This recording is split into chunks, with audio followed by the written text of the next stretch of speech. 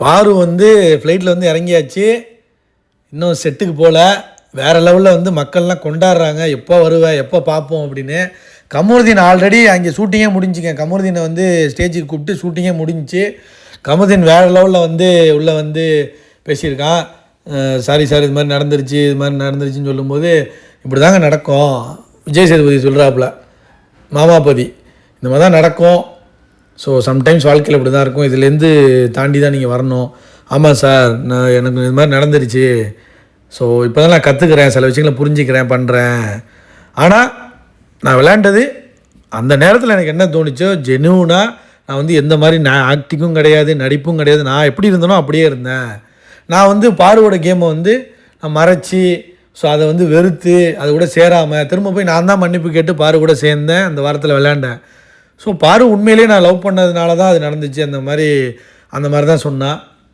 So நான் உண்மையாக இருந்தேன், அந்த இடத்துல உண்மையாக இருந்தனால ஸோ அந்த இடத்துல பாருவோட சேர்ந்து ஆடினேன். நான் கேமுக்காக என்னை ஃபேக்காக நான் வந்து நடித்து பாருவை கட் பண்ணிவிட்டு நான் ஆடி இருக்கலாம். என் ஃப்ரெண்டு வந்து சொன்னாங்க, அப்புறம் வந்து என் அக்கா சொன்னிச்சு. அதெல்லாம் கேட்காம நான் வந்து திரும்பவும் பார்வை தேடி போய் நான் தான் வந்து அவங்க வீட்டிலேருந்து வந்துட்டு போனேன். அந்த ஃப்ரீ ஸ்டார்ஸ்க்கு பிறகு கூட நான் போய் எனக்கு வந்து ஒரு ஹக்கு வேணும், எனக்கு ஒரு கட்டிப்பிடி என்ன அப்படின்னு நான் தான் பார்வகிட்ட போய் கேட்டேன். பார்வை கூட சொன்னிச்சு, ஸ்டில் இப்போ வந்து உனக்கு தோணுதா அப்படின்னு பார்வை கேட்டது.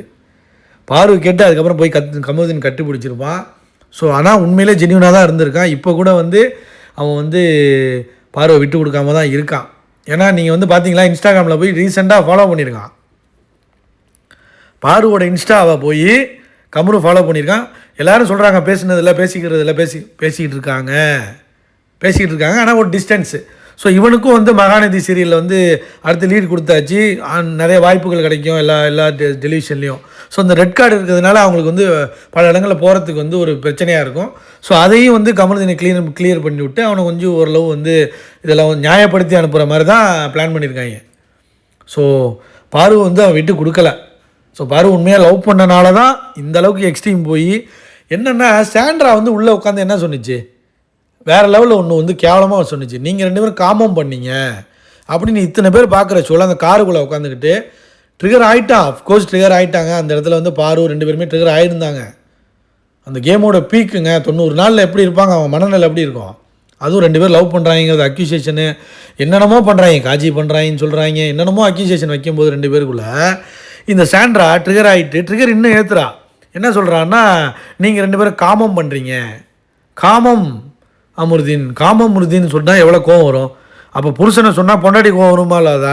இப்போ கமருவை சொன்னால் பாரு கோவம் வருமா வராதா? அதனால தான் அந்த இடத்துல அது நடந்தது. அதுக்கப்புறம் கீழே விழுந்து நடித்து அப்புறம் வந்து தன்னோட ஃப்ரெண்டோட பொண்டாட்டிக்கு இப்படி பண்ணிட்டீங்களாடா அப்படின்ட்டு ஒரு இதில் வீறு கொண்டு ஆக்சுவலாக வந்து கமருக்கு மட்டும்தான் ரெட் கார்டு கொடுக்குறதா பிளான் பண்ணியிருந்தாங்க. பாருக்கு வந்து வான் பண்ணுற மாதிரி பிளான். ஆனால் வந்து செட்டுக்கே நான் வரமாட்டேன்னு மாமாபதி போய் நான் 2 பேருக்கும் கொடுப்பேன் அப்படின்னு வந்து என் பொண்டாட்டி என் ஃப்ரெண்டோட பொண்டாட்டிக்கு நீதி வாங்கி கொடுப்பேன்ட்டு போய் அரோரா பலூனுக்காக பண்ணால் அப்படி தான் இருக்கும். ஒன்றும் பண்ண முடியாதுல்ல. இப்போ விஜய் சேதுபதியே பர்சனலாக பேசி தானே வரவழைச்சிருக்காங்க 2 பேரும். எண்டமால்லேருந்தும் ப்ரெஷரு. ஸோ ஒரு ஆள் மட்டும் வந்து ஜஸ்டிஃபிகேஷன் கொடுத்தா தப்பாக இருக்கும். ஸோ பார்வையும் வந்து கெஞ்சி கூத்தாடி காலில் விழுந்து பேசி கரெக்ட் பண்ணி, அதாவது நீங்கள் ஆடின கேமு தான் பிரச்சனை, பர்சனலாக அவங்கள பிடிக்காமல் இல்லை அப்படிங்கிற மாதிரி விஜய் சேதுபதி சொல்லி எக்ஸ்பிளைன் பண்ணி, ஸோ விஜய் சேதுபதிக்காகவும் வந்து ஒரு மரியாதைக்காகவும் வந்திருக்காங்க. ஸோ ஜஸ்டிஃபிகேஷன் கொடுக்கணும், அசிங்கப்பட்டுறக்கூடாது, அவ்வளோதான். எல்லாருமே வெயிட் பண்ணிட்டு இருக்காங்க. மக்கள் எல்லாம் வந்து இப்போ இந்த மிக்சரில் வந்து எவன் டைட்டில் வாங்கினாலாம் கவலை கிடையாது. அவனுக்கும் எவனோ ஒருத்தனை கொடுத்து தொலைங்கடா, போய் தொலைங்க. அது எல்லாமே ஃபேக்கு தான். எல்லாம் பிஆர் ஓட்டு, எல்லாமே ஃபேக் ஓட்ஸ் தான். எவன் வந்து ட்ரூ பீப்புள்ஸ் லவ்வர்ஸ் யார்? காணாவினதும் பொட்டி எடுத்துட்டான். யார் அவன் டைட்டிலு? மக்கள் எதிர்பார்த்த டைட்டில் வின்னர் எவனுமே இல்லையே. ஸோ அதனால் பாரும் கமருதீன் வர்றாங்க, என்ன பேச போகிறாங்கிறது தான் மேட்ரு. ஆனால் கமருதீன் வந்து நான் கேம் ஆடினேன், நான் அப்படி தான் இருந்தேன்னு காட்டினேன் சார் அப்படிங்கிற மாதிரி சொல்லிட்டான். ஸோ பாரு அந்த இடத்துல விட்டு கொடுக்கல. வேறு லெவல், ஹேட்ஸ் ஆஃப். ஸோ கமருவும் பாருவும் சேர்ந்து இன்னும் வந்து வாழ்க்கையில் பெரிய அளவுக்கு போகணும். ஸோ நம்மெல்லாம் என்னென்ன வெயிட் பண்ணிகிட்டு இருக்கோம்னா, பாரு வந்து என்ன பேச போகிறாங்க அடுத்து, இல்லை கமரு உண்மையிலே என்ன பேசியிருக்கான் அப்படிங்கிறத நம்ம எபிசோடில் தான் பார்க்கணும். ஸோ பாரு யூ ஆர் பேக். கமரு வேறு லெவல், திரும்பவும் ஃபாலோ பண்ணியிருக்கான்.